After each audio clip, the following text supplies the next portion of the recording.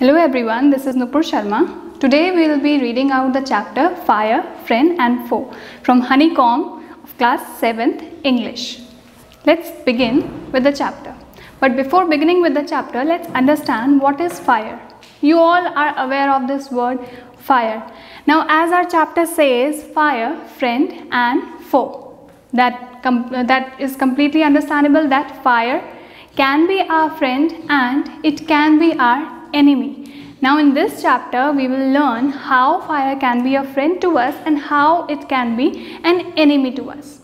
When we talk about fire or when you learn about fire, you might have read in your history books that where did fire came from? Who discovered it? It came from the time of early man. Now when we are talking about early man, early human beings, early man might have seen the lightnings. बिजली जब कड़कती है, that lightning they might have seen the volcanoes, but they were not actually aware of that fire which all of a sudden came to their life. And then gradually they started learning how to use that fire in a good and positive way. But it was surprising for them when they first saw fire.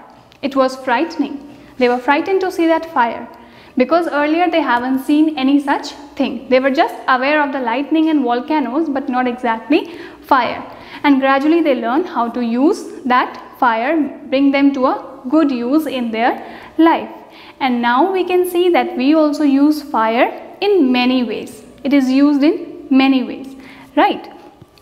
Now, fire, we know that it can be, when we are saying that it can be a friend and it can be enemy also, that means it is powerful and dangerous. Though useful, but we all know that fire is very powerful and it is very dangerous if we are not using it in a proper way. So it can be powerful and dangerous. Three things are needed to make fire. For making fire anywhere, we need three things. What are those three things? The first one is fuel, second, oxygen, and third is heat. These three things are required to make fire, which means without using these three things, you can't make fire. There will be no fire if there is no fuel. There will be no fire if there is no oxygen or no heat. So these three things are important in order to make fire. Now when we are talking about fuel, what is fuel? Here are some examples of fuel. We can say fuel is the wood which we want to burn, the coal, the cooking gas, petrol, all these are the fuels. Now the second thing which is required is oxygen. From where do we get that oxygen? We know that oxygen is present in air. So oxygen we get from the air itself. And the third thing which is required is heat. Now how this heat is important? See, until or unless, if we say only we have fuel and we have oxygen, we will be able to make fire. No. If as a fuel a matchstick is placed over here and we already have oxygen in air, so with just a matchstick and oxygen present, it won't be lighten up.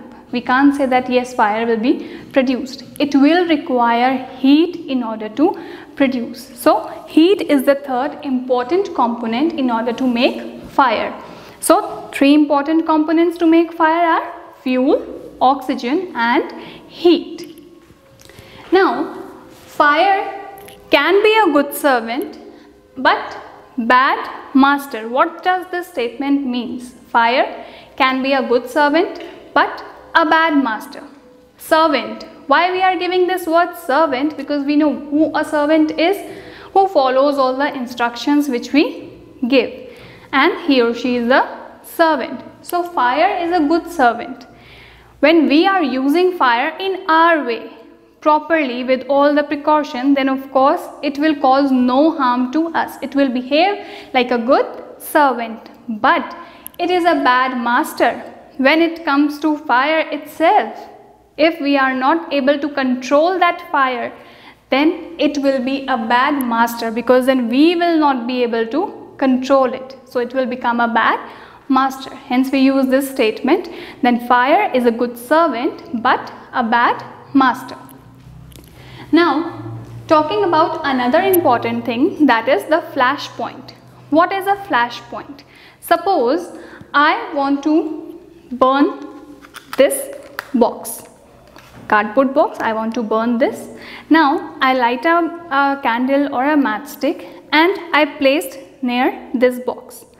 It will not get fired up or it will not get burnt at a moment. It will take time, right? This box will take time to burn and heat up. So first it will heat up.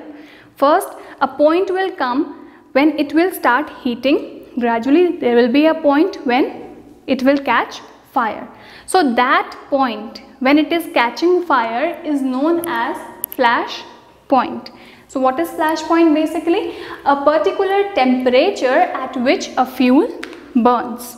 When I light up the candle or a matchstick near this box, it will take time to heat up, and when it will reach a particular temperature, then it will catch fire and it will be burnt. So this point is known as the flash point of any fuel. Now there are certain ways how we can put out fire. There are ways that we can put out fire. Now if suppose you are at your home and all of a sudden there is an uncontrollable fire, how you will control it? So you must know the ways how you can put out fire if there is small fire. So first way is take the fuel away. As we have discussed that fire can only be created by these three things: fuel, oxygen and heat. Means if one out of these three is missing, then it will help us to put out fire. So take the fuel away. If suppose this cardboard box is burning and I take out this box, right? So by taking out this fuel away, I can put out fire. Another step what we can do is no oxygen.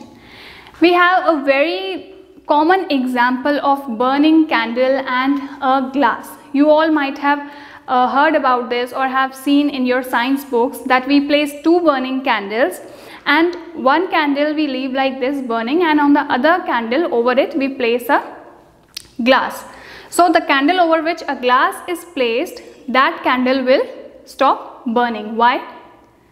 It will only burn till the time there is oxygen present, but once you stop the supply of oxygen, it will stop burning.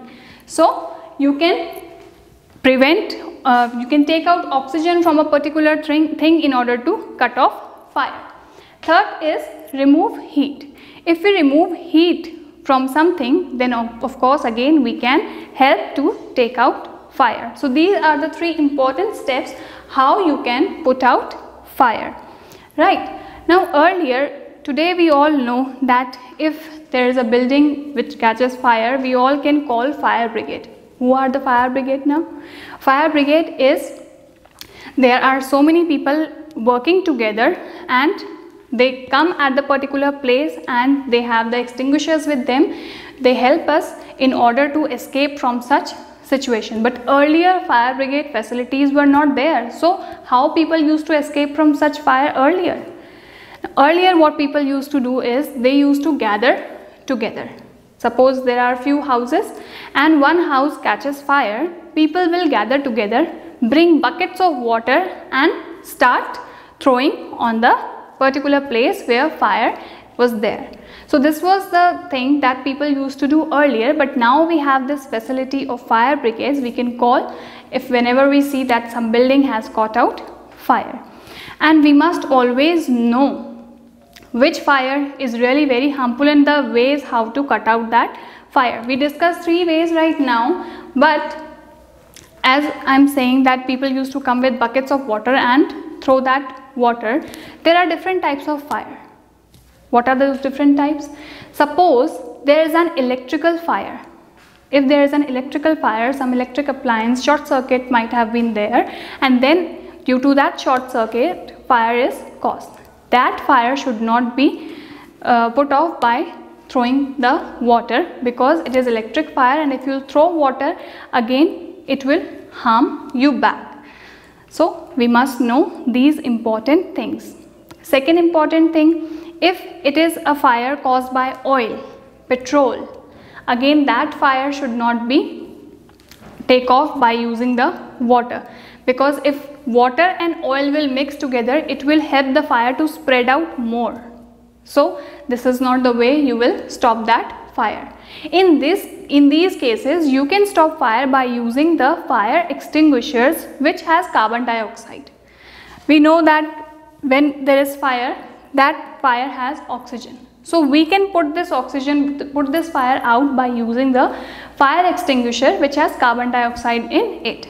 Usually if you go to some malls or even in your school building, you will find that there are fire extinguishers which are there for emergency purpose, so that it can be used if some building is on fire. So these are certain important things that you need to know, how we can help ourselves to be safe from these fire, because we know that fire is friend and enemy too. Friend only when we are using it in good way, like we are cooking food every day, we are using fire at our home by cooking food, but it is in our control, right? So it is causing no harm to us. But maybe someday there is a gas leakage or something happen and it will cause harm to you, so that time it will become your enemy. So this is what our chapter tells us: fire, friend and foe. Fire can be a friend and it can be a foe.